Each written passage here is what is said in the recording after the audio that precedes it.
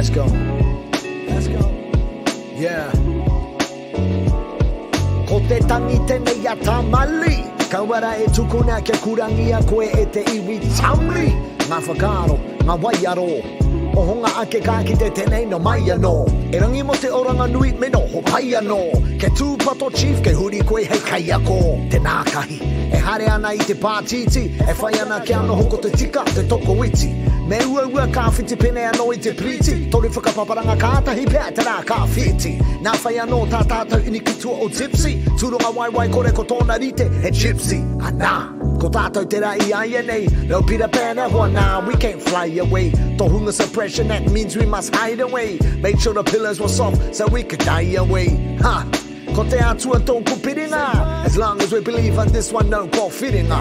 Ki te kore, well, you know, I'm in it. So we all take off our hats and go, I'm in it, I'm in it, I'm in it. Yeah. I'm in it, I'm in it, I'm in it. Yeah. How does it feel to be half standing on your own land? That's why my man, I sing my song. Toru whāri ma banga whakapaparanga. Disconnected, that's the makutu we under oppression. I ain't trying to bring us down, it's just something I don't hear much in this generation. E pene me te hip-hop, mo te nereanga. Must be scared, Anna, hence why I'm here to raise the bar.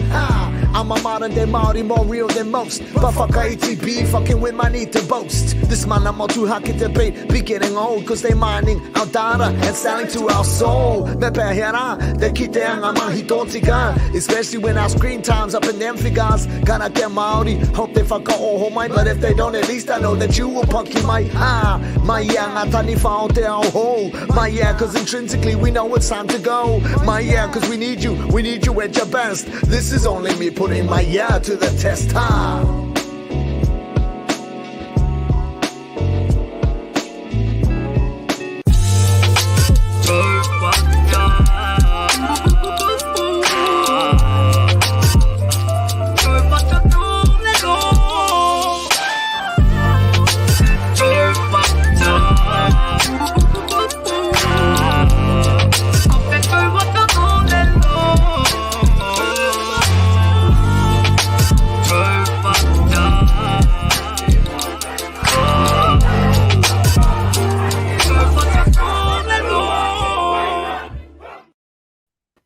Ka tauha whakatau ko te rangi e tū nei, tauha whakatau ko te papa e takoto nei, ka tauha whakatau ko te taumata kōrero ngā mātua ko mene ki te pō.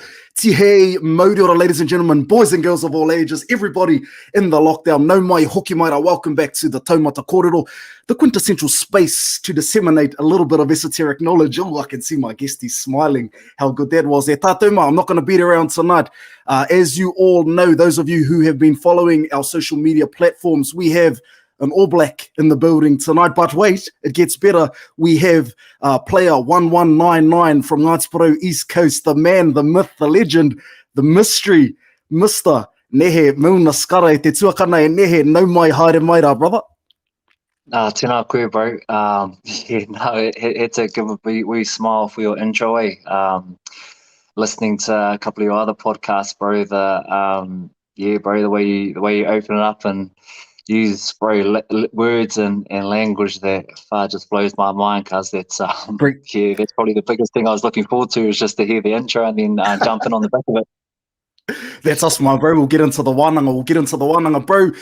For those amongst the 5 million New Zealanders who have been hiding under a rock for the last 7 or so years, ata whakamarama here, my bro. Tell us a bit about yourself, who you are, where you're from, all those sorts of things, just to kick our wānanga off tonight. Oh, yeah. Kia ora, brother.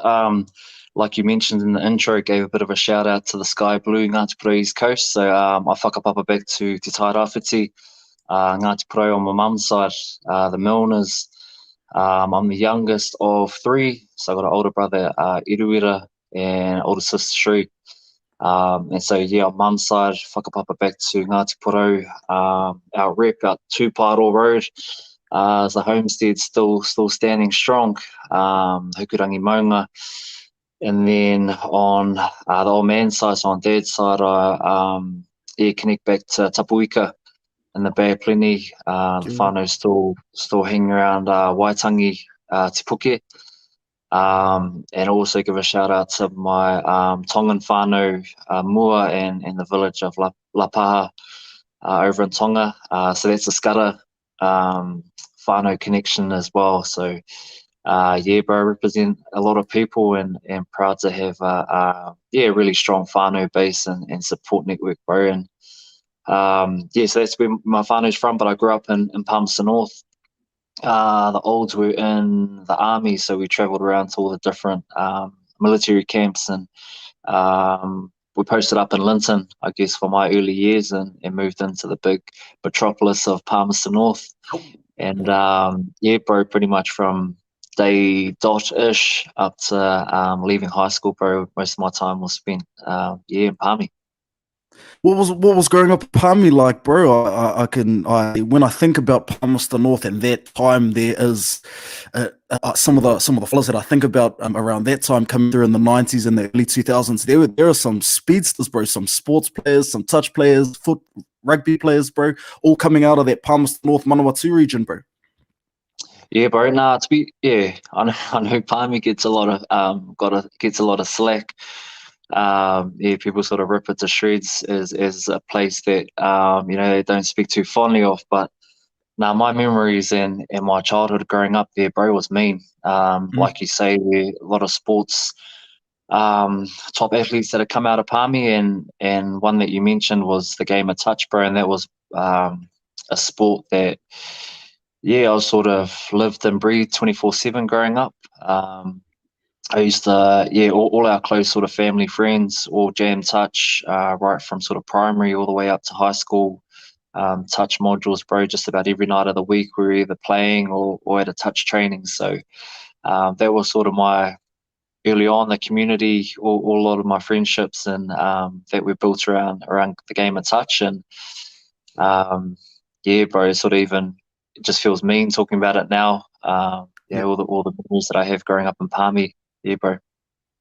Bro, I want to take you back about 6 years, bro. November the 5th, 2015, the All Blacks had just won the 2015 Rugby World Cup and had just touched down in Auckland and brought back the Rugby World Cup. You were a part of that team, bro. Tell me what that day was like, bringing the William Webb Ellis Cup back to New Zealand and being a part of those 15, 23, 30, that team that went overseas and brought it home.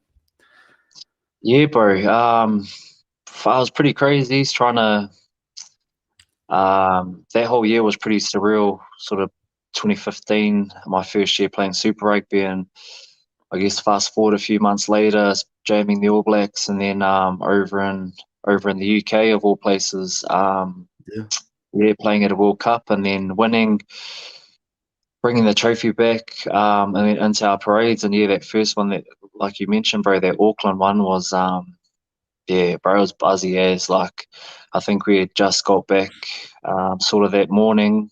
So we flew overnight to come back from London, and most of the boys all crashed out on the plane and touched down in Auckland, bro, and we were pretty much straight into it, got to the hotel from the airport, and then onto a bus to whatever the main sort of park is. We did like a bit of a parade in Victoria Park, bro. Yeah, that's the one.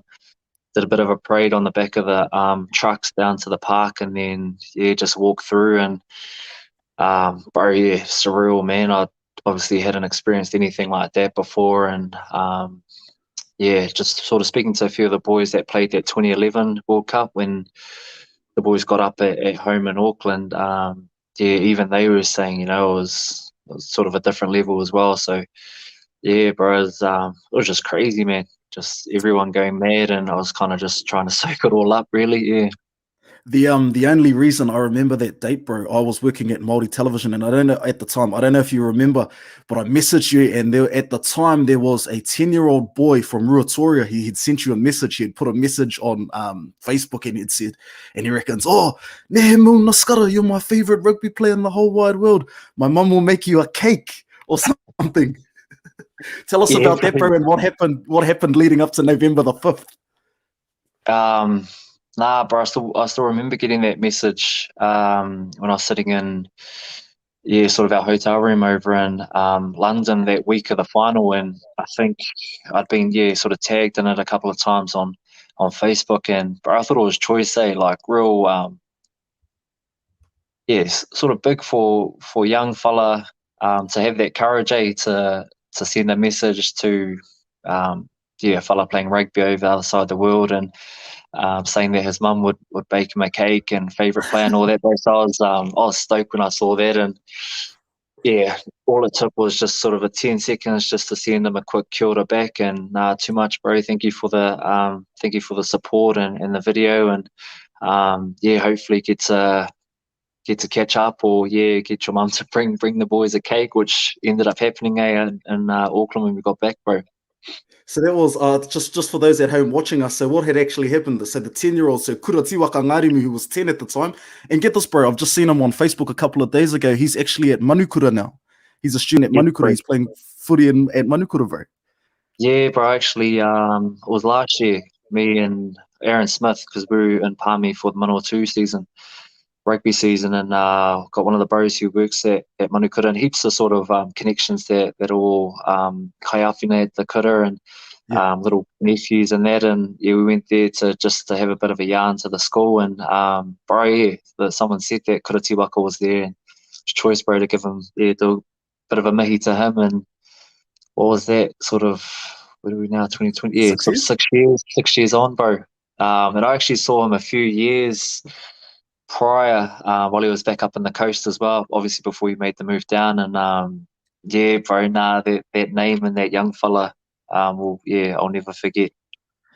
And the importance, I suppose, of this, bro, is like, this is how I knew that day. I've kind of saw how much of a top man you were, I suppose, Nehe, and that we were sitting downstairs waiting for you, and you came down with all of like the All Blacks media team and all of these fellas in suits and ties and all of these sorts of things, and then you were like, oh, actually, and you ran back to your room and you brought back your boots from the 2015 Rugby World Cup final, and I thought, oh, I'm in here, I'm going to get Nehe's boots, and then you give them to our man, and I was like, top man, like those boots, how many tries did he score in the final, 2015 final? I think Richie McCaw gave you the offload. Just the one, yeah. Got to thank the bro Richie. The bro set me up for that one, But nah, bro, funny story. So when I gave him the boots, I actually, forgot to wash them after the final. And so they had all the grass. And so when we travel and stuff like that, obviously the strict restrictions around quarantine, and that you have to like bringing, I don't know, bugs or germs and stuff from overseas. But I actually got blasted the next couple of days from media because I hadn't washed them, and I gave them to the bro, and he pulled them out, and he was like, mean. And then they still had like the grass and that from Twickenham. Yeah. So I thought, completely big oversight from my end, but I thought, I'm probably not going to wear these. I hopefully won't need to chuck them on in the next wee while, go on holiday. So I'll give them to the bro, and he'll, hopefully get a bit of a kick out of it. Mean. I see what you did there. Bit of a kick. Nice. Hey, bro. Let's keep moving. Let's keep moving the football chat along, bro. Where you been plying your trade lately in the last few months? Oh, bro. The holy grail of rugby grounds for me. I was lucky enough to go up and play for the coast, Ngāti Porou East Coast, and their centenary celebrations on Queen's birthday weekend. They had a run against Poverty Bay, and it all sort of came about from another one of the bros, Jose Gere.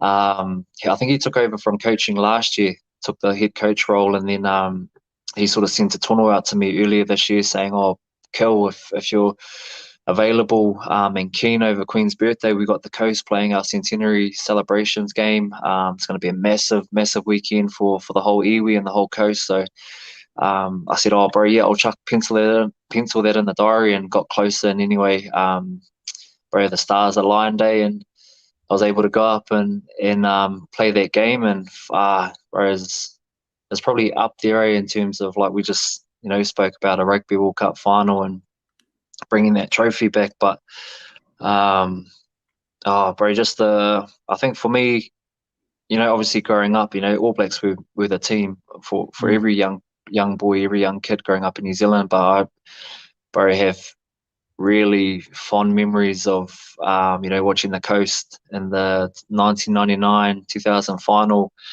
Bro, they were like, my All Blacks, the Mano Fluties, the Victor Tangahuis, the Dune Harrisons, Micah Vedes, bro, just rattling off all these superstars. And I was like, far, like, I'd go up, out the backyard and practice Christian Cullen and Jeff Wilson, but bro, there'd be like, practice the Mano Flutie goal kicks, or Dune Harrison breaks down the sideline. And bro, to chuck that all in, all those feelings, all those memories, and to actually being able to like chuck on the coast jersey back up home with all my whānau there, bro, is like far a whole nother level, eh?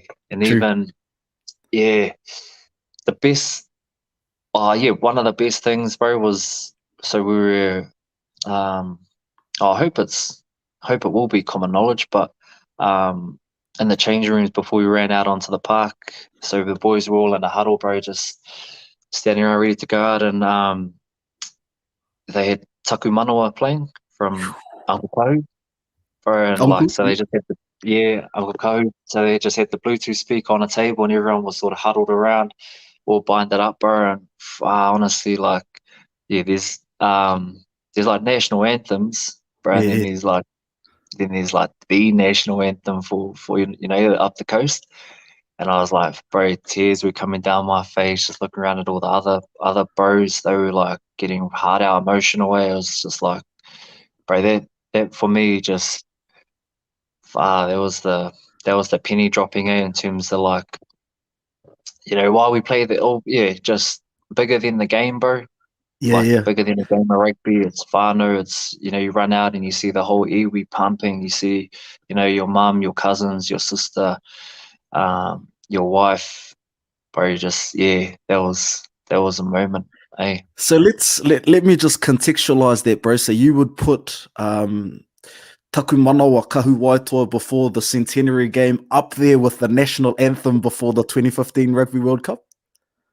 Yeah, hard. Yeah, bro. Yeah, so that probably even my debut game sort of sits alongside those two moments as well, and even like another something to contextualize or compare, bro, would be doing the haka. So I guess having a bit more of an understanding around like kamati and before or outside of the All Blacks using it. Not that I don't have a connection to it, but in terms of like putting on the black jersey and All Blacks, cool choice. We'll do that. Couple of pangos, Uncle Derek's another whānau, the haka that he wrote for the team, bro. But then to do the coast haka, bro, like I went hard in my debut game for the All Blacks over in Aussie. I wanted to rip out, like, not that I've been to performed at a matatini, but you're probably my tier 3 kapahaka primary school days, like being on the tāmira going hard, bro. But then at Whakarua doing the East Coast haka before, bro, like I was probably bro, like the nerves, just the wairua, bro, and the whole feeling and the connection to, I guess, doing a haka for me, like that's from the iwi for my whānau, and that represents who I am. I was actually watching the footage of that haka at the centenary game just before we jumped on, bro, and you were giving us the old one knee action down the front. Hikurang, I was thinking, oh my man. Porou bro. Porou was coming out of me, eh? Yeah, bro. Just channeling, eh? Just bro. That's what I felt. That's what I was feeling at the time, and trying to be like matatini styles, but bro, I was just like, this is mean. We're on. Careful, I might sign you up for my matatini team if you keep mentioning the matatini way. Let's move it along, bro, because I think what we've been doing at the moment is we've been showing that in the last, over the last decade, you've experienced some massive highs, some real massive highs, bro. And if we can use that as a segue to go into some of the lows, bro. Like when you and I were organizing this, we were talking about mental health and some of the harder times that we all kind of go through, and I was really my heart was really warm to hear that you're someone who has seen the dark side of your own thoughts and all of those sorts of things, bro. Talk me through that, your journey through that over the last few years, bro. How's that been? Yeah, it's been interesting, bro. Like, yeah, I guess the challenges and the struggles for me came off the back of that mean year, that 2015 year of the World Cup. Mm. And so the following year, 2016, my mindset and what I was sort of focusing on was just trying to back that 2015 year up. Sort of like, in my head I was kind of like, fire, I want to show myself and other people that it's not really a fluke. And so I had this sort of big expectation, a lot of pressure on myself. And then I think it was about 2 games into the season for Super Rugby, bro, I did my shoulder. And so I was out for the whole, it was supposed to be about 7 months, but I ended up being out the whole year. And I think for me at the time, that was sort of my first biggest injury. Prior to that, I'd had like little niggles, like, a muscle strain or something where I've only been out for a few weeks at most. And so to sort of come to terms with being out for a whole year of rugby, as well as sort of heaping that whole expectation on myself up, bro, I just felt like a massive failure. I was just like, Sure. oh, far out. Yeah, because I was like, I can't do what I want to do or what I've set out to do, what other people are expecting me to do. Where I sort of put a lot of my, I guess, self-worth, bro, identity into, being a mean rugby player. Yeah. And so not be able to do that, I was like, fuck, bro, yeah, I felt pretty shit. And so that was, probably the start of like those struggles and being in those sort of dark places around, not being able to do what I wanted to do and sort of not being able to, because I hadn't been through it before, having no sort of understanding of it. Yeah. So How do working my you way. think? Oh, sorry, bro. No, you. How do you think we go about teaching the younger generations of athletes as they progress into this professional space to deal with those setbacks, whether it be an injury that could lead on to, mental health issues, struggles, all of those sorts of things, bro? It's like a snowball. Are we looking after our young athletes enough to be able to lead them to a space where they understand how they can look after themselves up here? We're making inroads, bro. We're making progress, but what sort of what I get a lot of encouragement out of is that there's more players speaking up about what they went through.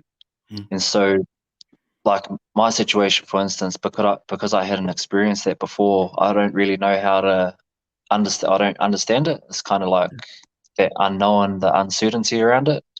And so, speaking to other players who have been through that and knowing that, I'm not alone, or this is what they did, getting strategies from them helps. And I guess to reflect that on society in general, like unless we have our tuakana or older people leading the way or speaking about what they went through or their struggles and their challenges and how they coped and overcome, then those are the lessons that we'll be able to pick up and make easier for the tough times that we go through.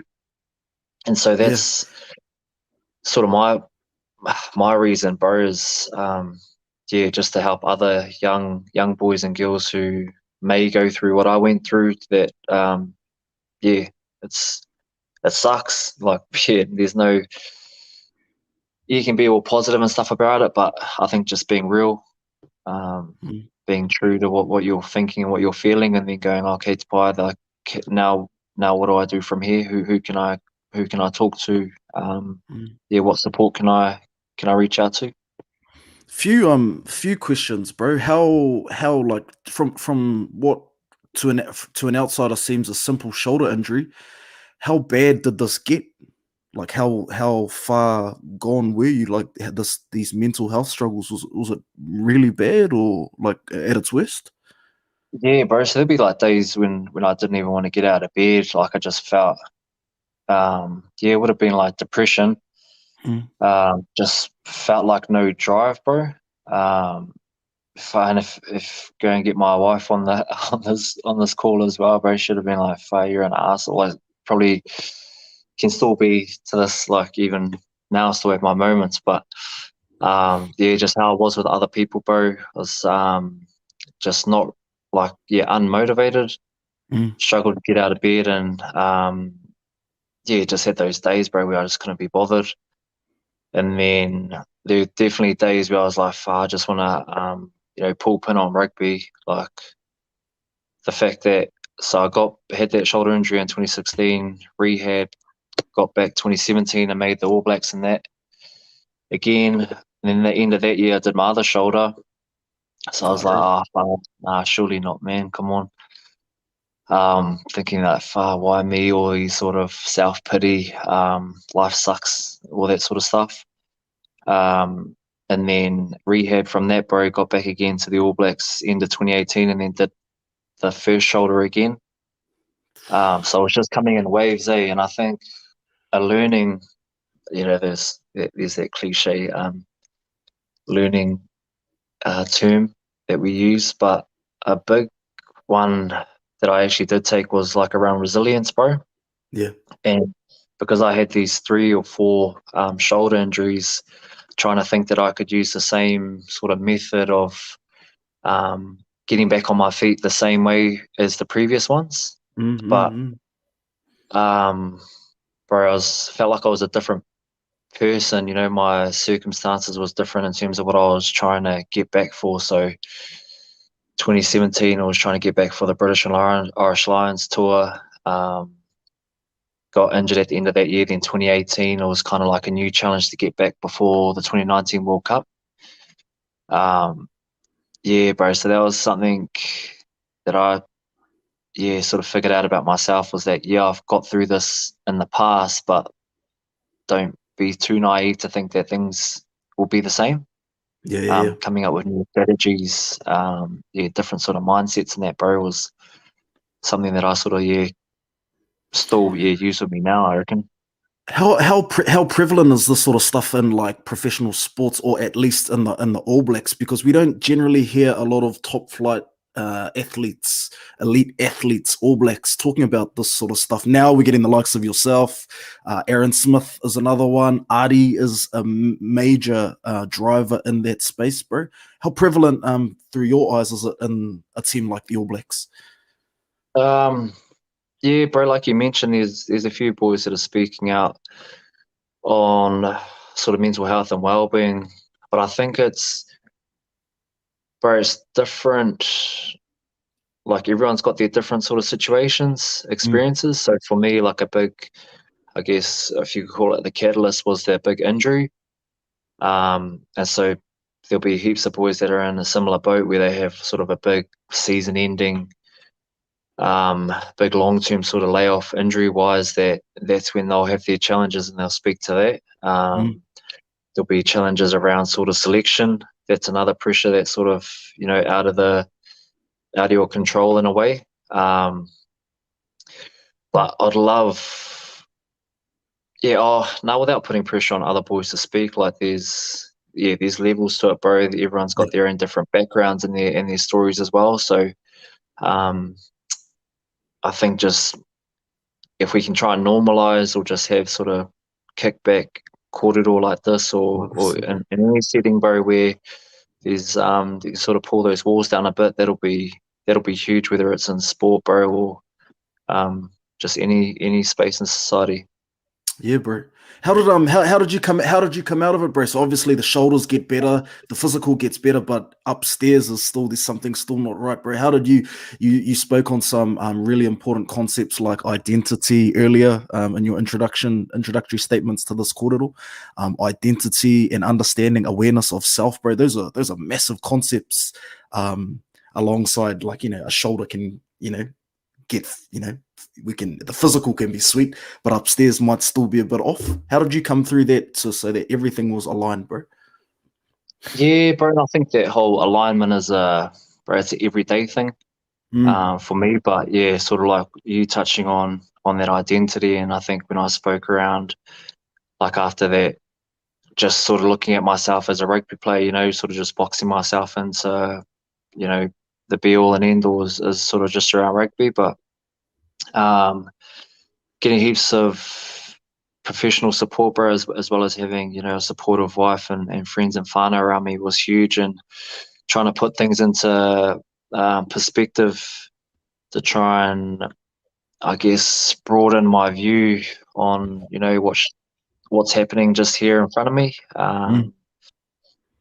without trying to go looking for, pretty shitty situations that other people are going through. Just understanding that, I've got plenty of things to be grateful for, bro. And like I just touched on, having, a wife and whānau and friends that, do stick by me, bro, through thick and thin, the good times and the bad. And so those were a couple of things, bro, sort of that professional support, having a different perspective on things. Another one was trying to, I analogize it as having different islands. So one of my islands, or my only one at that time, was just rugby, bro. So when that sort of went away, felt like, I was literally like, bro, drowning, bro, nothing to hold on to. But True, yeah. Sort of that similar to the Te Wharitapa Whā model, Sir Mason Drew's one, having all our our pillars solid. So, bro, I could be looking after my physical well-being, or having interests outside of rugby, or connections with my whānau, my wairua, bro. And a big one around my identity was getting back in touch with my Māori culture, bro, through my reo. Like, it's still a continual journey, and I'm very lucky that I've got a lot of, my mum and my sister, for two people, are fluent in te reo. So, there's some strong support that I can lean on when I'm trying to, enhance my reo, which, bro, I feel empowered when I sort of hear it, when I sort of speak it. So that's a big one, bro, for me too. Let's go there, bro. How does a reo journey go for an IRB breakout star of the year in 2015, bro? How does a reo Māori journey occur for someone like Nehe Milner Skudder? Oh, bro, to be fair, like, I had so many opportunities when I was younger to, not to, well, it's always been there, but I just haven't picked up that, I guess, a challenge in that whittle. But bro, it's hard for me to sort of understand why I didn't back when I was younger. So mum and my sister were matato, bro. They'd speak it in our household, and I'd sort of pick up on words, but I couldn't converse, like I couldn't hold conversations. And it wasn't until bro, getting a bit older, and even in the last few years with the rugby stuff, that I was like, man, I wish I had hung on to my reo and had a stronger connection to it. And so I guess, how that journey's going, bro, is just jumping on a few sort of online courses. Bro, I guess our library or our books case is chocker with heaps of different rauimi, bro. Every time I try and speak to mum or my sister, we try and just talk in reo, which helps, bro. And it feels mean. It empowers me, bro. It's good for the wide away. It must be an interesting complex to see that kind of thing, like when you engage in that space to reclaim your language, bro. And like as an elite athlete, you strike me as the type of person who will be used to always having that level of being superior at something. But then again, when you move into this connection, reclamation of language space, it's that vulnerability, bro. Like, that is the cost, bro. Talk me through that. Have you felt that vulnerability to go, okay, I'm not the fastest, I'm not the strongest, I don't have the best sidestep when it comes to te reo Māori, but I'm here to learn. I'm here to make myself vulnerable. Is that the case with you, bro? Yeah, bro, and it's interesting hearing you say that, because that might have been why it took so long to actually to go into that space, to go back to revisit that journey, bro. Because like you were saying, like, without I just wanted to be mean at everything, bro, growing up, be the man, being carving. And so even with this rugby stuff, how well, that sort of went, and then yeah, bro, like you say, to reconnect with my Māoritanga and the reo, bro, because I was like, fuck, yeah, humbling, vulnerable, because something I've got, I'm not good at. Yeah. Yeah, so that, it was sort of, tough, rude awakening, bro, in a way, eh? Some interesting moments that you have to laugh at yourself, bro. Yeah, bro, yeah, hard out, and sort of, bro, there's like heaps of layers to it as well, sort of, Yeah. The whole identity, reconnecting with, my tipuna, my current whānau now, but then looking ahead down the track, with hopefully kids to come and the next generations, bro, is trying to impart this taonga, which it is, bro, onto the next generations, and hope that there's there probably will be, but no young ones that are sort of feeling that same whakamā, I guess, or that same sort of mamai, or that tension building up. Was it something that you felt, bro, a whakamā, to be able to speak something that is intrinsically yours anyway? Yeah, bro. Yeah. Sure. Yeah, a little bit. Yeah, I always remember. So when I was a little bit younger, my aunties and uncles would ring the home phone, and then they'll be, kia ora boy, ke te pēhea koe, like rattling all off in te reo, and I could understand what they were saying, but I couldn't respond or reply in Māori, so I was like, oh yeah, no, I'm good, auntie. Yeah, school's good, replying in English, and then bro just gets to the point where like, I'm just gonna go get mum. I'll go get mum. Hold on. And then bro. Yeah, and even like now, bro, like I want to get into spaces, that are sort of, how would you describe it? Like that are doing mahi for our Māori community, but then I know that I haven't actually done the mahi, so but then actually trying to quantify what is that. How much mahi do you need to do to be able to, stand foot in certain spaces? But that's probably that comes back to that that sort of internal driver, bro, around me wanting to be mean, but then how mean do you have to be to stand proud? Well, not that I'm not proud, but yeah. And that's a good segue into my next question as we begin to start. We're hitting 40 minutes already. Sheesh, that went quick. That's a good segue, bro, into my next set of questions. What do you got on your plate at the moment? What's happening in the world of Nehe Milner Skudder at the moment? Well, bro, just sticking to my bubble while we're in lockdown. But just doing a bit of money. Talk me through that, bro. Who's in the bubble? Who's in the bubble? So our bubble consists of my wife and our 4 fur babies. We got 2 dogs and 2 cats, and the brother-in-law is just sort of in our sort of outhouse. That so that's sort of our crew, bro, in our bubble. And to be honest, bro, I don't mind lockdown. I'm a bit of a homebody that will just happily chill. And as much as I love sort of routine and a set sort of schedule on what my days look like, bro, I'm sort of lapping up this go with the flow. Yeah, she'll be right mentality. Yeah. And so what do you got on the plate at the moment, bro? Aside from lockdown.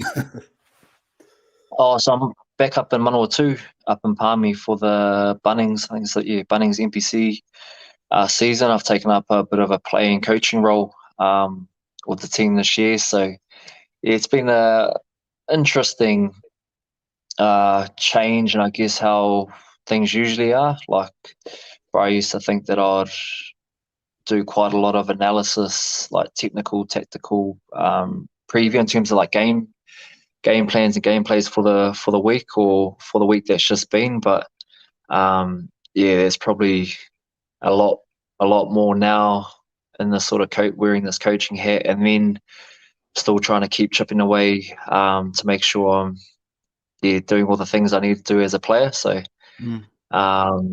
bit of juggling going on, bro, but enjoying it so far. Mean, bro. Bro, we're just about to hit 40 minutes, bro. Let's start wrapping it up, brother. What are some things that you can give out to? Because I mean, like, as we've discussed in the last 40 minutes, bro, you've seen some pretty highs in life, and you've also seen some lows, some valleys, bro. So I think, you know, when we talk about people being qualified and quantifying that qualification to be able to speak on things, I think you're in the right place to be able to say these sorts of things.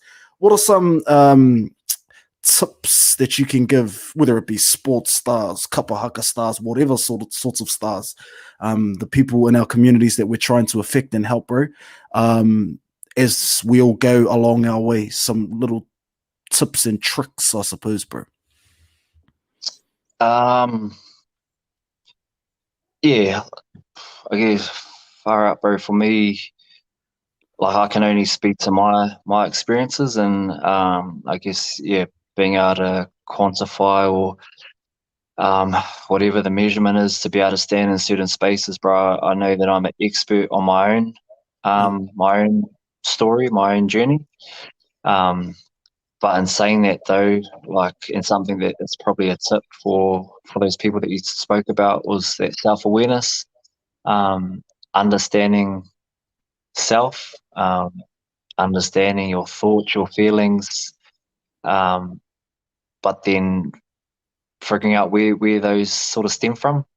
And might have been with a conversation I had with a cousin of mine, bro, was whakapapa. And here we go. Nah, bro, yeah, well, just to sort of skim over it, is like the whakapapa to my thoughts, my beliefs, the way I look at life, my emotions all sort of come from somewhere. Yeah. And so the better I can sort of understand all that, the better I can, if I know that they're not healthy, or I know that they are healthy, then just either change or keep pumping them. Probably a self-awareness one, bro, is a big one for me, that I'm even now still trying to understand, and I'll forever try and understand that. I know, bro, I've been asked this quite a lot as well with sort of mental health and well-being, is how to show more vulnerability, or I always hear, like, you know, it's okay to not be okay. And there's a lot of awareness out there, and I'm always up for kōrero around this, is actually how do we have those conversations? How do we start those conversations? If we're on the other end, how do we receive that? What do we do with that? Where do we go from there? It's sort of like because, yeah, bro, I don't know the answers. It's almost just a quick ball. Everyone's situation is different, so the answers are going to be different no matter what. But actually trying to have some sort of an understanding. I'm sort of waffling here, bro, but like an actual walk. Yeah, so I'd love to just hear someone walk me through how to be vulnerable. Oh, you know, I'm struggling with this, or I need help with this. And so on the other end, you know, they're step by step receiving that. What do they do with that information? Because then we'll actually know, not just, oh yeah, bro, yeah, bro, it's all good to not be all good, bro. Full stop. What does that look like? What does that feel like? What does that sound like? What does that, you know? Yeah. Hard up, bro. I just want to come back to your point, bro, about whakapapa, and you know, it's something that is one of the tools or frameworks, you could probably call it a framework, that I think we as Māori tend to not reach out to enough as we're navigating these spaces, like mental health. You know, all of these buzzwords, you know, on social media that we see, and all of these sorts of things. That the answer is, I reckon, whakapapa, the framework of whakapapa, and understanding the logic and the rationale behind an outcome. Let's wind it back. Let's keep winding it back to find what is actually at the core of feeling, what is actually at the core of an emotion, what is actually at the core of, in your instance, a shoulder injury or whatever, so we can truly understand how we can go about finding where the kink in the chain is. I think that's probably what. That's what we're getting there. Yeah, like you were saying, bro, and it's there, like, did a bit of mahi with Mark and Di Kōpua from up the coast around their mahi atua. Yep. And that was, just an eye-opener for me, bro, to trace it right back. But then, like you were saying, with all the buzzwords and these different sort of, I don't know, awareness campaigns that are getting chucked out there, bro, like, I feel like we have the tools, bro, we have the stories, we have it all there to lean on, to make sense of things, to find meaning. Bro, and just put it all together to keep both thriving and flourishing, eh? It's all there. The wānanga continues. Bro, always, bro. Never stops, eh? Never stops. Bro, I think that is an awesome place, ironically enough, to leave our kōrero for now, for the time being. I know there will be a time that you and I come back to the Taumata Kōrero and we chop it up again. We talk and check in with one another, see how one another are going. But for now, e te tuakana e Nehe, I want to thank you very much, brother, for jumping on to have a bit of a yarn, open up. Not only opening up your home so we can see into your home, but opening up your heart, your whakaro, and all of those sorts of things so we can see where you've been in the last few years and what you've been up to. Ka nui te mihi kia koe kei te tuakana tēnā koe. Tēnā koe, my bro. Nōku te wai Māori ki te peka mai ki rangi tēnei zui me ki, or podcast. Bro, I feel very privileged. And I really appreciate you being able to hold this kōrero, bro, in such a way that I do feel at ease. I do feel comfortable to be able to just talk, bro. And I think one of our messages, the whole media that can be, or that'll be a topic for another wānanga. But just to reiterate my appreciation, bro, for you to hold this space in this wānanga, and for me to be able to come in and talk freely, bro. Ka nui ngā mihi. Cheers, brother.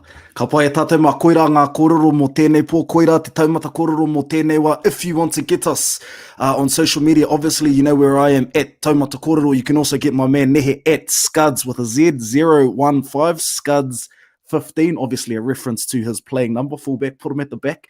Probably be playing at the back for Manawatu in the NPC. Am I right? Who knows? Might be at Fest 5. Now he's the coach. You can also get us on YouTube, and as of this morning, we are on iHeartRadio and Apple iTunes, Apple Podcasts, and all of the sorts of places that you get your podcast. Ladies and gentlemen, it has been my privilege and my host you tonight. Ka nui te mihi kia koutou katoa, ka kita nora i a koutou a popo, kia hoki nora ki a kupu, rongo nui ra wātu, long live the wānanga. I am Raniera Harrison. Pō Māori.